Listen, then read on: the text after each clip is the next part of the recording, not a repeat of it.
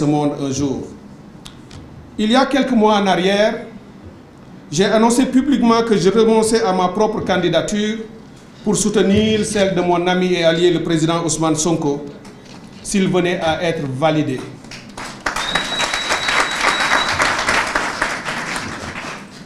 Mais face à un pouvoir qui était prêt à tout pour empêcher cette candidature, par tous les moyens, y compris les plus immoraux et les plus illégaux possibles, nous avons fait preuve, lui et moi, et tous ceux qui sont avec nous, d'une très grande ingéniosité et d'une intelligence stratégique et politique qui nous a amenés aujourd'hui là où nous sommes. Nous avons su identifier les pièges pour les déjouer.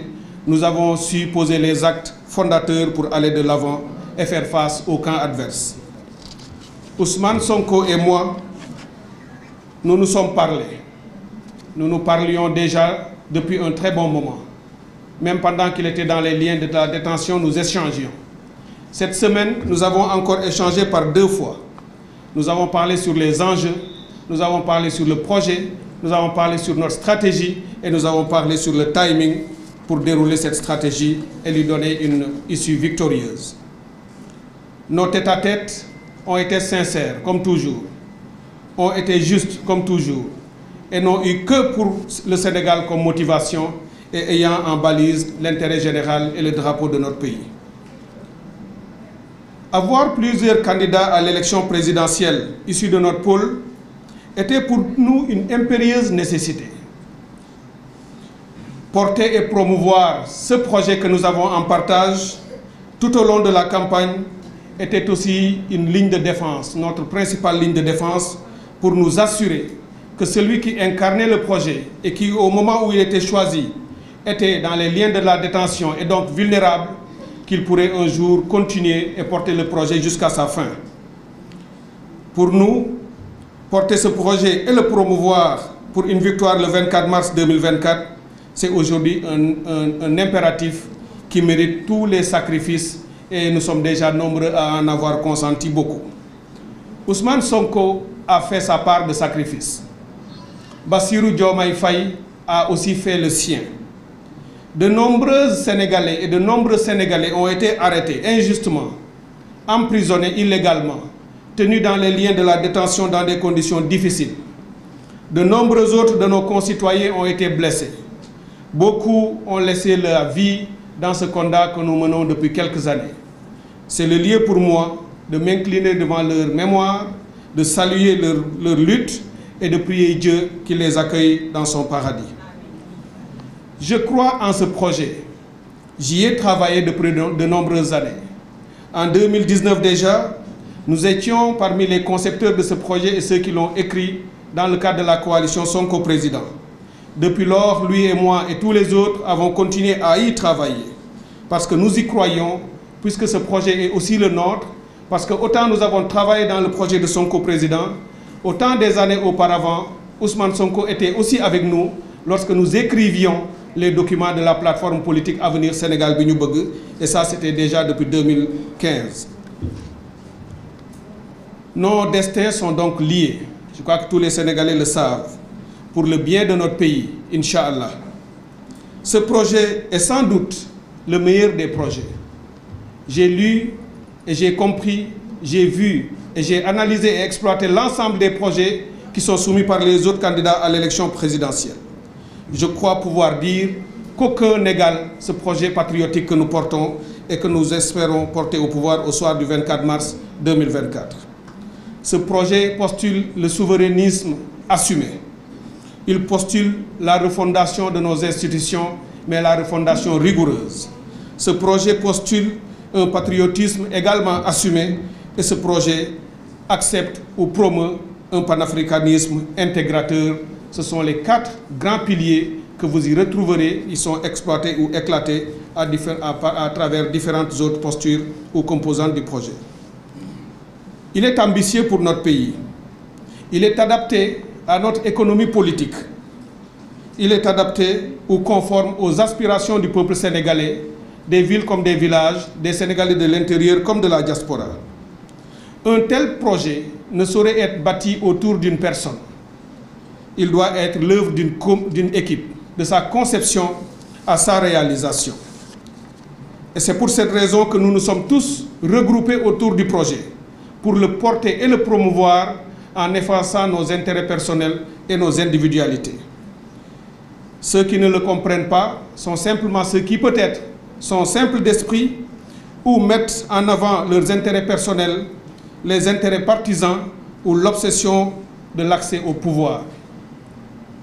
Le moment est donc venu pour moi de parachever mon engagement pour faire offrir aux Sénégalais l'occasion de produire un changement durable et définitif afin d'abréger la souffrance profonde que les Sénégalais vivent, surtout à l'intérieur du pays, que j'ai pu voir, sentir, observer et vivre avec eux tout au long des périples que j'y ai menés tout au long de cette campagne.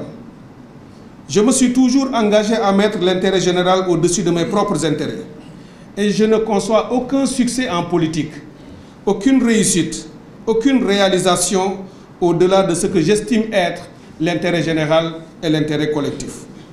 L'élection du 24 mars 2024 ne rentre pas dans la normalité, et tous nos concitoyens le savent. C'est une élection exceptionnelle à tout point de vue. On ne peut donc pas l'aborder avec des instruments et une posture normale et simpliste. À situation exceptionnelle, mesures et postures exceptionnelles. C'est pourquoi, après avoir consulté ma famille, les militants et sympathisants qui m'accompagnent en politique, mes amis et proches, celles et ceux qui m'aiment et qui me veulent du bien, mes alliés et partisans et tous ceux qui sont avec nous, j'appelle tous ceux qui m'ont suivi, qui m'ont compris et qui étaient prêts à voter pour moi, je les appelle à porter leur vote et leur voix sur le candidat Bassirou Diomaye Diakhar Faye pour l'élire dès le premier tour au soir du 24 février mars 2024.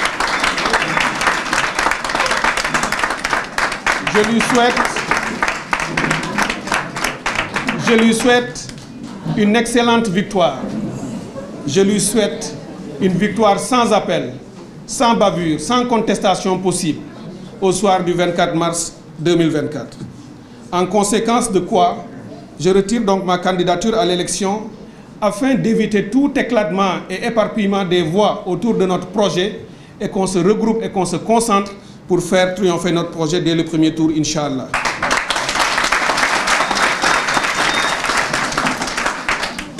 Je connais Bassirou Diomaye Diakhar Faye.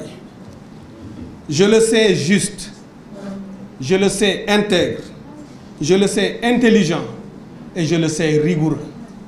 Bassirou est un homme respectueux que j'ai appris à connaître. J'ai travaillé avec lui autour de ce projet depuis 2019 et autour de toutes les autres initiatives que nous avons partagées. C'est un garçon extrêmement brillant, il est rigoureux, il est sincère, il est honnête et c'est ce qu'on attend d'un chef.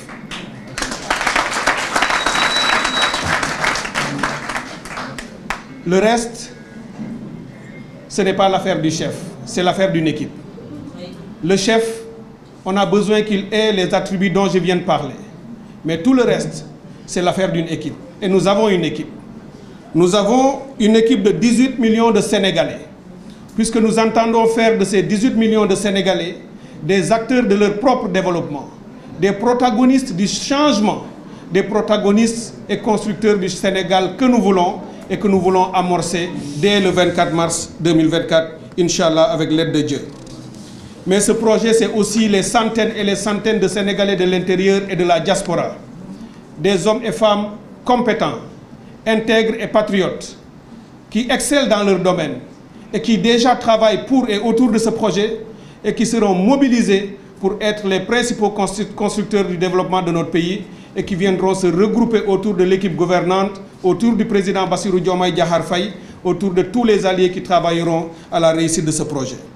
Je finis donc en remerciant l'équipe qui m'a accompagné sur le terrain partout où je suis allé. L'équipe d'Avenir Sénégal, je vous prie, s'il vous plaît, de les féliciter et de les encourager. Je remercie le peuple sénégalais pour le respect et la bienveillance avec lesquels il me tient. Je ne mesurais pas l'étendue de cet amour que beaucoup de nos compatriotes portent pour moi. J'ai été très touché, partout où on est allé, de les voir et entendre ces hommes et ces femmes qui arrivaient, peut-être par la magie des réseaux sociaux, par la magie des journalistes que vous êtes, par le partage de la diffusion de l'information, partout où on est passé, ces Sénégalais sont sortis pour nous dire « Docteur Cheikh Tidiane Dièye, nous vous connaissons, nous vous suivons, nous vous apprécions et restez ce que vous êtes. Nous avons besoin d'éthique dans la politique. Nous avons besoin de morale dans la politique. Nous avons besoin de gens qui y croient, qui ne se trahissent pas, qui respectent la parole donnée et qui ne mettent que le Sénégal en bandoulière et qui considèrent notre pays comme leur unique et seul objectif et balise. Je remercie ces Sénégalaises et Sénégalais. Je prie Allah pour qu'il continue de veiller sur notre pays. Nous avons un grand pays, nous avons un grand peuple. Si nous nous donnons la main et nous travaillons dans la paix et l'amour mutuel et le respect réciproque, nous pourrons conduire notre pays à des lendemains extrêmement favorables pour tout le monde. Je remercie tout le monde. Je vous souhaite une très très belle fin de journée. Vive le Sénégal. Je vous remercie, mesdames et messieurs.